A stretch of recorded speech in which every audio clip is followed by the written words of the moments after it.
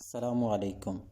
میرے YouTube channel beauty of nature top beauties series میں خوش آمدید۔ میں نے مسجد نبوی کی توسیع و تعمیر کے حوالے سے ویڈیوز کا آغاز کیا ہے۔ میں نے 2 ویڈیوز اپلوڈ کی تھیں جو کچھ ایررز کی وجہ سے مکمل طور پر اپلوڈ نہیں ہو سکی تھیں۔ اب یہ دوبارہ ان دونوں ویڈیوز کا مجموعہ دوبارہ طور پہ میں اپلوڈ کر رہا ہوں، اور تمام دوست یہ ویڈیوز خود بھی دیکھیں اور اپنی فیملی فرینڈز کے ساتھ بھی شیئر کریں۔ جو دوست نئے میرے چینل پر آ رہے ہیں ان سے گزارش ہے کہ میرے اس چینل کو سبسکرائب کریں اور بیل آئیکن کا بٹن پریس کریں تاکہ میری ہر نئی آنے والی ویڈیو آپ تک پہنچ سکے۔ شکریہ۔ اور اب یہ جو ہے نا ویڈیوز جو کہ مسجد نبوی کی توسیع و تعمیر کے حوالے سے اپلوڈ کی جا رہی ہیں، ملاحظہ فرمائیے۔ کلپ 1 اور 2 مکمل طور پر اب یہ سب سے اولا اعلی ہمارا نبی، سب سے اولا اعلی ہمارا نبی، سب سے بالا والا ہمارا نبی، اپنے مولا کا پیارا ہمارا نبی۔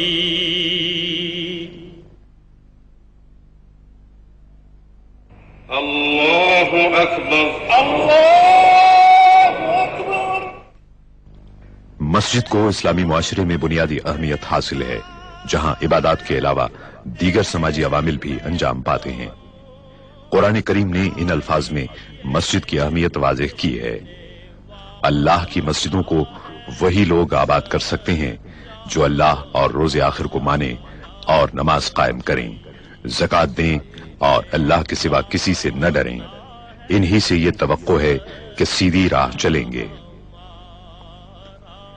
مکہ مکرمہ سے ہجرت کر کے حضور اکرم صلی اللہ علیہ وسلم حضرت ابو بکر صدیق رضی اللہ تعالیٰ عنہ کے ہمراہ اونٹنی پر سوار تشریف لائے۔ اونٹنی حضرت ابو ایوب انصاری رضی اللہ تعالیٰ عنہ کے مکان کے سامنے رکی۔ اس جگہ بقول حضرت انس رضی اللہ تعالیٰ عنہ آپ صلی اللہ علیہ وسلم نے نماز ادا کی، اور اس کے فوری بعد آپ صلی اللہ علیہ وسلم نے وہاں مسجد تعمیر کرنے کا حکم دیا۔ رسول اللہ صلی اللہ علیہ وسلم نے وہ قطع زمین 2 یتیموں سے خرید لیا۔ کھجور کے پتوں اور تنوں سے تعمیر کی گئی 805 مربع میٹر کے مختصر رقبے پر واقع مسجد نبوی صلی اللہ علیہ وسلم تمام مساجد کے ڈیزائن کے لیے ایک مثال بن گئی۔ رسول اکرم صلی اللہ علیہ وسلم نے بنفس نفیس اس مسجد کی تعمیر میں حصہ لیا۔ اللہ تعالیٰ نے مسجد نبوی کو بلند مقام عطا فرمایا ہے، جہاں اس کی رحمتوں کی بارش ہوتی اور اس کے بندے ہمہ وقت اپنے رب کی عبادت میں مشغول رہتے ہیں۔ رسول اللہ صلی اللہ علیہ وسلم نے سن 7 ہجری میں مسجد نبوی میں 2475 مربع میٹر کی توسیع فرمائی۔ 17 ہجری میں حضرت عمر فاروق رضی اللہ تعالیٰ عنہ نے مسجد میں 1100 مربع میٹر کی توسیع کی۔ حضرت عثمان غنی رضی اللہ تعالیٰ عنہ نے 29 اور 30 ہجری کے دوران نہ صرف یہ کہ 496 مربع میٹر کی توسیع کی، بلکہ ساری عمارت میں منقش پتھر لگوائے اور ستونوں کو سیسے سے مضبوط کیا۔ مدینہ منورہ کے اس وقت کے گورنر حضرت عمر بن عبدالعزیز کو خلیفہ ولید بن عبد الملک نے ہدایت کی کہ مسجد کی پرانی عمارت کو گرا کر ازسر نو تعمیر کیا جائے اور اس میں 2369 مربع میٹر کی توسیع کے لیے اطراف کے مکانات خرید کر انہیں مسجد میں شامل کیا جائے۔ نئی عمارت 3 سال کی مدت میں 91 ہجری میں تیار ہوئی، جس میں گنبد اور 2 مینار شامل تھے، اور دیواروں اور چھت پر طلائی کام اور نہایت عمدہ میناکاری تھی۔ 161 ہجری میں خلیفہ محمد بن منصور عرف مہدی نے مسجد کو 2450 مربع میٹر کی وسعت دی اور پوری عمارت کو نقش و نگار سے آراستہ کیا۔ 1233 ہجری میں آل عثمان سے تعلق رکھنے والے سلطان محمود نے مسجد کی گنبد کو دوبارہ تعمیر کرایا اور 1255 ہجری میں انہوں نے گنبد پر سبز رنگ کرایا، جس کی وجہ سے وہ گنبد خضرا کہلاتا ہے۔ اس کے بعد کئی صدیوں تک مسجد نبوی صلی اللہ علیہ وسلم میں کوئی بڑی توسیع نہیں کی گئی، حتیٰ کہ 1265 ہجری میں سلطنت عثمانیہ کے سلطان عبد المجید خان نے اسے عروس المساجد بنا دیا۔ انہوں نے شمال اور مشرقی سمتوں میں مسجد کو 1293 مربع میٹر تک توسیع دینے کا کام شروع کرایا۔ اس کام کی تکمیل میں 13 برس صرف ہوئے۔ مسجد حرام کے بعد مسجد نبوی صلی اللہ علیہ وسلم تمام مسلمانوں کے لیے دوسری مقدس ترین مسجد ہے، جہاں وہ دنیا کے کونے کونے سے زیارت اور عبادت کے لیے حاضر ہوتے ہیں۔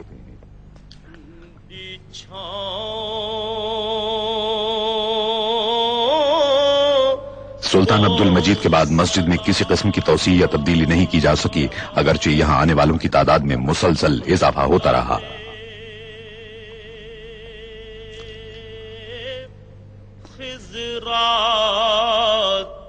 لوگوں کی بڑھتی ہوئی تعداد کے پیش نظر شاہ عبدالعزیز السعود نے 1368 ہجری میں مسجد نبوی صلی اللہ علیہ وسلم میں توسیع کا فرمان جاری کیا۔ 1370 ہجری میں ان کے صاحبزادے اور جانشین شاہ سعود بن عبدالعزیز نے توسیع کے کام کا سنگ بنیاد رکھا۔ یہ مسجد نبوی صلی اللہ علیہ وسلم میں پہلی سعودی توسیع تھی۔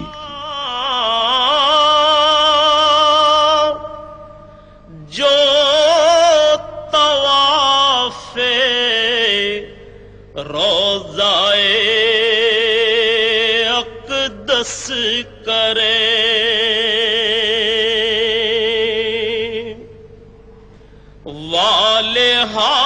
محدود آلات اور مشینری کی قلت کی وجہ سے زیادہ تر کام ہاتھ سے ہی کرنا پڑا۔ مسجد نبوی صلی اللہ علیہ وسلم میں توسیع کی ضرورت اتنی شدید تھی کہ یہ منصوبہ 5 برس میں ہی پائے تکمیل کو پہنچ گیا۔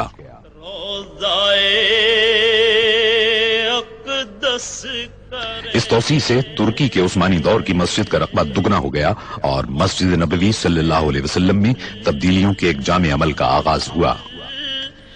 وجد کرتی ان ہواؤں کو سلام۔ فضائی سفر کا سلسلہ شروع ہونے کے بعد سے عازمین حج اور عمرہ کرنے والوں کی تعداد میں تیزی سے اضافہ شروع ہوا۔ 1375 ہجری میں عازمین حج کی تعداد 1 لاکھ تھی، جو 1390 ہجری میں 10 لاکھ ہوئی اور اس کے بعد کے عشرے میں 20 لاکھ تک جا پہنچی۔ بعض ماہرین کی پیش گوئی ہے کہ آئندہ عشرے میں عازمین حج کی تعداد 50 لاکھ ہو جائے گی۔ 1393 ہجری میں شاہ فیصل نے عازمین حج کی بڑھتی ہوئی تعداد کے پیش نظر شیڈ تعمیر کرانے کا حکم دیا، تاہم اس کا مستقل حل تلاش کیا جانا ابھی باقی تھا۔ جو مدینے کے گلی کوچوں میں 1402 ہجری میں خادم حرمین الشریفین شاہ فہد بن عبدالعزیز نے مسجد نبوی صلی اللہ علیہ وسلم میں ایک مرتبہ پھر توسیع کرنے کا فرمان جاری کیا۔ خادم حرمین الشریفین کی ذاتی نگرانی میں 3 سال کے مطالعے اور جائزے کے بعد مسجد کی توسیع کا نقشہ تیار کر لیا گیا، جس کے نتیجے میں مسجد کو اس کے موجودہ رقبے کے مقابلے میں 5 گنا توسیع دینا تھا، اور رسول اللہ صلی اللہ علیہ وسلم کے دور کی مسجد کے مقابلے میں اس کی توسیع 100 گنا تھی۔ ان فقیروں 9 صفر 1405 ہجری کو خادم حرمین الشریفین نے اس عظیم الشان توسیع منصوبے کا سنگ بنیاد رکھا۔ اور گداؤں کو سلام۔ شاہ فہد نے منصوبے کی تکمیل کی مدت 6 سال مقرر کی۔ اس میں بہترین تعمیراتی سامان اور جدید ترین تعمیراتی طریقوں کے استعمال کا فیصلہ کیا گیا۔ خادم حرمین الشریفین کی خواہش تھی کہ ایک ایسا مرکز تیار کیا جائے جہاں عبادت گزاروں اور شہریوں کو بہترین سہولتیں اور خدمات فراہم کی جا سکیں۔ چنانچہ ایک ماسٹر پلان تیار کیا گیا جس میں رسول اللہ صلی اللہ علیہ وسلم کے دور کے پورے مدینہ منورہ کو مسجد میں شامل کر لیا گیا۔ صبح اور شاموں کو سلام۔ قدیم شہر صدیوں سے عازمین حج کی خدمت کر رہا تھا، لیکن ان کی بڑھتی ہوئی تعداد نے صورتحال کو پیچیدہ بنا دیا اور شہر میں جدید ترین سہولتوں کی فراہمی کے لیے مسجد نبوی صلی اللہ علیہ وسلم کی توسیع بنیادی اہمیت کی حامل تھی۔ منصوبے کا پہلا کام قدیم عمارتوں کو منہدم کرنا تھا۔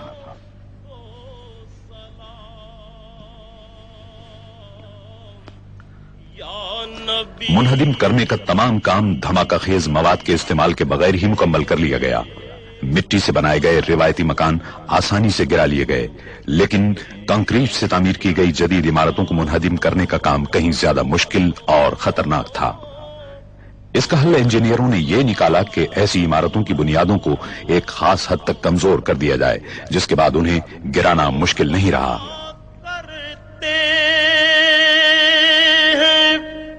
روز و شب تیرے دربار میں کرتے ہیں، روز و شب تیرے دربار میں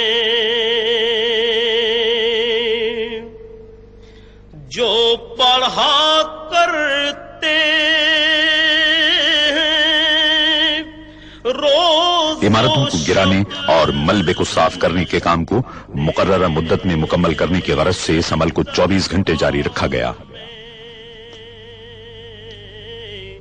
پیش کرتا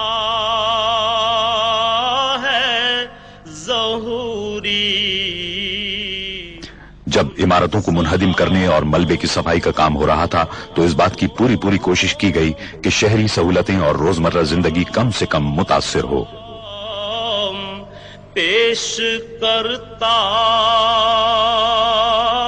کار پارکنگ کے عارضی مقامات، سڑکیں اور پیدل چلنے والوں کے لیے فٹ پاتھ تعمیر کیے گئے تاکہ نمازی ہمیشہ آسانی اور سہولت کے ساتھ مسجد آ سکیں۔ کو سلام یا تعمیراتی کام کے تمام مرحلوں میں یہ امر بدستور ایک رہنما اصول رہا۔ تیرے در کی فضاؤں کو سلام۔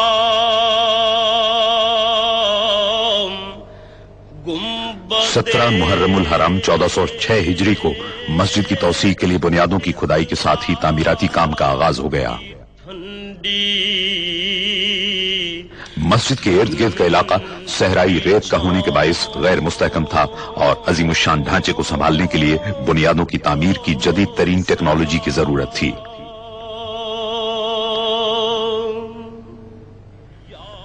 عمارت کی بنیادوں میں وزن کو برداشت کرنے والے 8525 مضبوط ترین پائپوں کے استعمال کا فیصلہ کیا گیا۔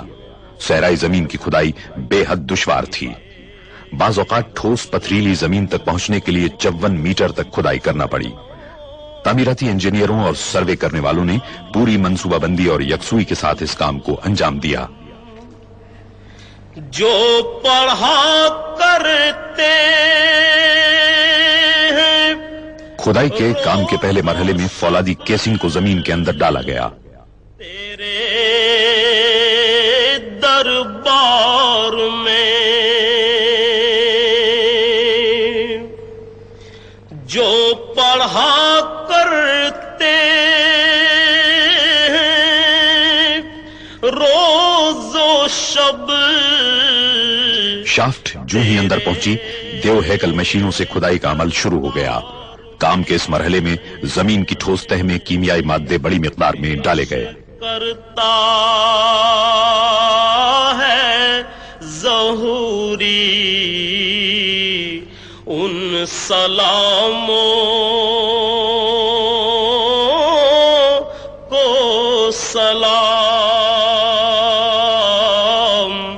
پیش کر۔ مسجد کی پائیداری کے سلسلے میں کامیابی کے حصول کے لیے بڑی تعداد میں بھاری مشینوں کا استعمال کیا گیا۔ اس عمل کے دوران انجینئر زمین کی تہ کے نمونوں کا معائنہ کرتے رہے تاکہ اصل چٹانوں تک پہنچنے کے عمل کو یقینی بنایا جا سکے۔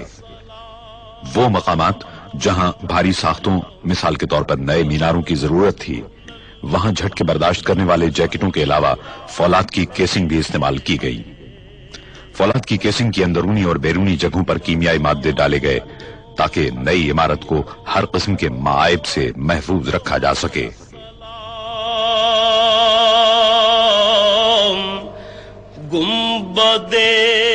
इंतहाई मजबूत फौलाद से 12 मीटर तवील बेलन की शक्ल के पिंजरे बनाए गए।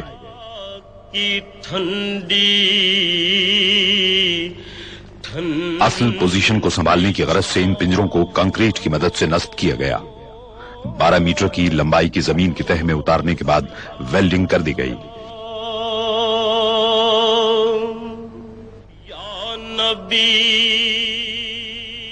करीब ही वाक़े एक प्लांट में 1 लाख मुकब मीटर का कंक्रीट तैयार करने का अमल जारी था।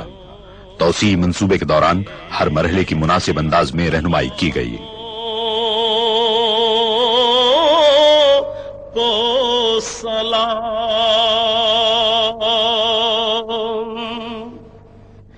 जो पढ़ा करते हैं रोजो शब तेरे। कंक्रीट के मेयार की तस्दीक के लिए सुतूनों में अल्ट्रासोनिक सेंसर का इस्तेमाल किया गया। जो पढ़ा करते मस्जिद नबवी सल्लल्लाहु अलैहि वसल्लम की नई इमारत के वजन को संभालने के लिए बेहतरीन सुतून तामीर किए गए। इस पूरी नई अजीमुशान इमारत को मुस्तहकम बनाने का इन्हिसार कंक्रीट की कुव्वत और पायदारी पर था। इमारत का पूरा ढांचा सुतूनों का मरहून मिन्नत होता है।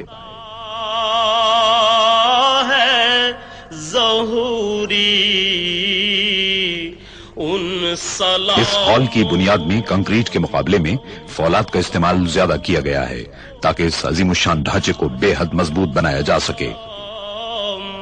पेश करता तहखाने और सुतून के लिए सरियों से तैयार किए गए अहम पिंजरों को बुनियादों से उठाए गए फौलादी टावर के साथ वेल्ड कर दिया गया।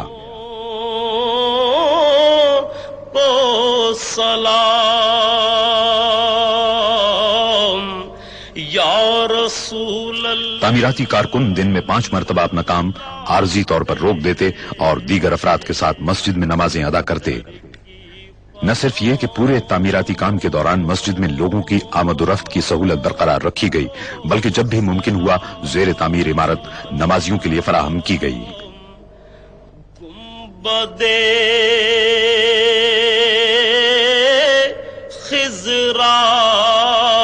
की ठंडी 5 शाबान 1409 हिजरी को मस्जिद नबवी सल्लल्लाहु अलैहि वसल्लम के तौसी शुदा मगरिबी हिस्से में फर्श की भराई का काम अंजाम पाया। आसपास की इमारतों को मुनहदिम करने के काम के आगाज के 4 साल बाद बुनियादें पूरी तरह मुस्तहकम हो चुकी थीं और पुरशिकोह इमारती ढांचे के काम के लिए बुनियादी तैयारियां मुकम्मल की जा चुकी थीं। इस अजीमुशान तामीराती काम के दौरान आखिरकार तामीर का पहला मरहला मुकम्मल कर लिया गया और इस मरहले की तकमील के दूसरे दिन बारान रहमत मदीना मुनव्वरा में हुई। मस्जिद नबवी सल्लल्लाहु अलैहि वसल्लम की तौसी का डिजाइन मिस्र के माहिर तामीरात डॉक्टर मोहम्मद कमाल इस्माइल ने तैयार किया है। मुख्तलिफ रंगों के पत्थरों को आराइश के लिए इस्तेमाल किया गया। इतने अजीमुशान मंसूबे के लिए मुनासिब तादाद में पत्थरों की फराहमी की गरज से अगर रिवायती तरीके इख्तियार किए जाते तो 15 साल सर्फ होते। तामीराती शेड्यूल के मुताबिक एक ऐसा मैकेनिकी तरीका दरकार था जिसकी बदौलत पत्थर 2 साल के अंदर दस्तयाब हो जाएं। इस जरूरत को पूरा करने की गरज से तामीराती मकाम से 20 किलोमीटर दूर दुनिया में मसनूई पत्थरों की सबसे बड़ी फैक्ट्री कायम की गई।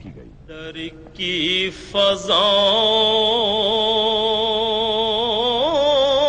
को सलाम। पूरे सऊदी अरब से मुख्तलिफ रंगों के पत्थरों को हासिल करके उन्हें तोड़ा गया और उन्हें एक खास अमल के जरिए सीमेंट में शामिल किया गया। तामीराती काम के लिए मुतअद्दिद अक़साम के पत्थरों की जरूरत थी।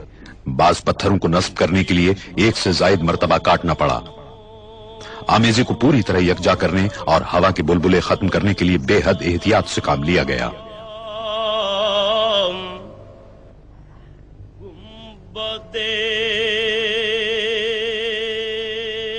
پوری گنجائش کے ساتھ کام کرتے ہوئے فیکٹری میں یومیہ 750 پتھر تیار کیے گئے. مجموعی طور پر 5 لاکھ پتھر بنانے تھے. ان میں سے بعض کو آرائشی ستونوں میں نصب کرنا تھا.